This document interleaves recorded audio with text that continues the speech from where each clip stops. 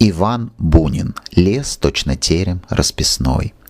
Лес точно терем расписной, лиловый, золотой, багряный, веселой пеструю стеной стоит над светлою поляной.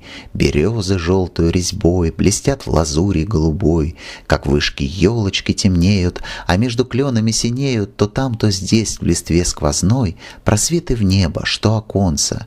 Лес пахнет дубом и сосной, за лето высох он от солнца, и осень тихою вдовой вступает в пестрый терем свой.